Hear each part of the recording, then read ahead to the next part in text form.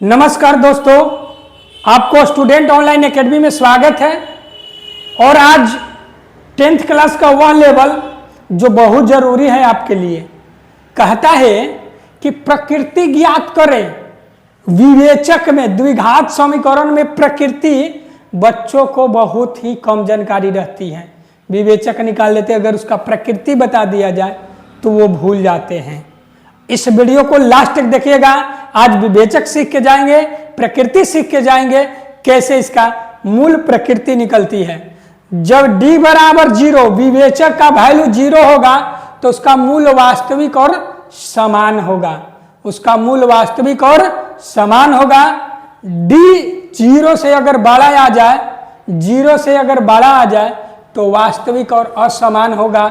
d का value 0 से छोटा आ जाए, माइनस में यानी आ जाए, d का वैल्यू 0 से छोटा यानी माइनस में आ जाए, और d का वैल्यू 0 से बड़ा आ जाए यानी प्लस में आ जाए, तो यानी प्लस में आ जाए तो आपको समझिए कि वास्तविक और असमान होगा।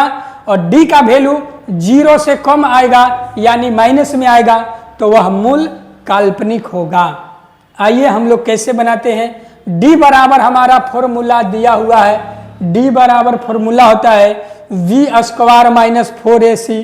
बाबू b कहाँ से आएगा, a कहाँ से आएगा और c कहाँ से आएगा, इसको सीखना है। तो ध्यान दीजिएगा, इसको हम लोग a कहते हैं, इसको हम लोग b कहते हैं और इसको हम लोग c कहते हैं। ठीक है ना, इसको हम लोग c कहेंगे।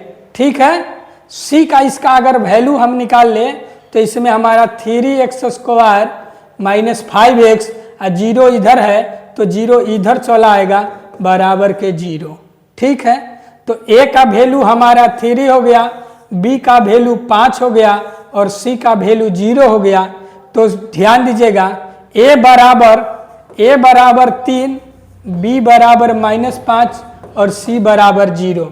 तो फॉर्मूला क्या लिखना है, d बराबर b square minus 4ac।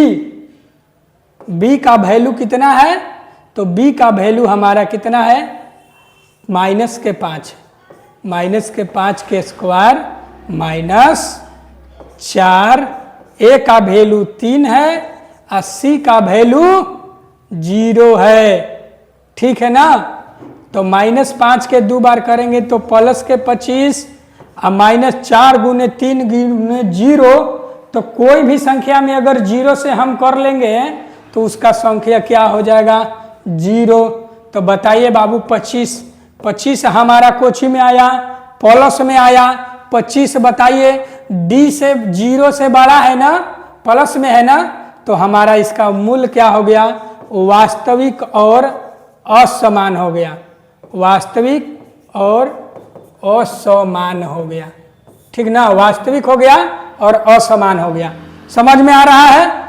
d मैंने वैल्यू निकाला, b square minus 4ac, b का वैल्यू -5 था, -5 का स्क्वायर किया, -4, a का वैल्यू 3 है, 3 लिखा, और c का वैल्यू 0 है, 0 लिखे। तो 4 तिहाई के 12 में 0 से कर दिए बाबू, 0 हो गया। -5 के 2 बार कर दिए तो 25 हो गया। 25 में से 0 घटाएंगे तो 25 न रहेगा। समझ में आया, समझ में नहीं आया ना, तो चलो इसको हम लोग बनाते हैं। 2x square minus 2x plus 5, 2x square minus 2x plus 5 बराबर के 0। क्या करेंगे, a बराबर हमारा हो गया 2, b बराबर हो गया -2 और c बराबर के हो गया 5। अब क्या करना है कि d निकालना है, तो d बराबर b स्क्वायर माइनस 4ac।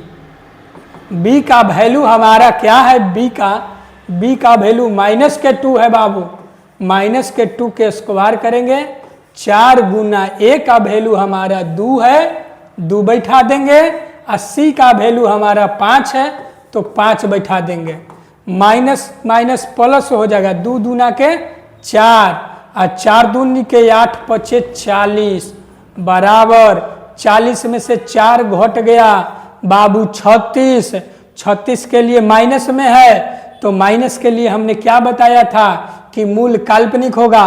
0 से छोटा है ना -36, तो छोटा है तो क्या हो गया, ये काल्पनिक हो गया, काल्पनिक हो गया।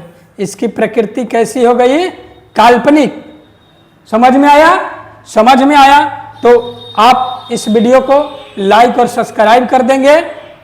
और तीसरा क्वेश्चन आप लोग जरूर बनाएंगे और कमेंट बॉक्स में कमेंट जरूर करेंगे। धन्यवाद।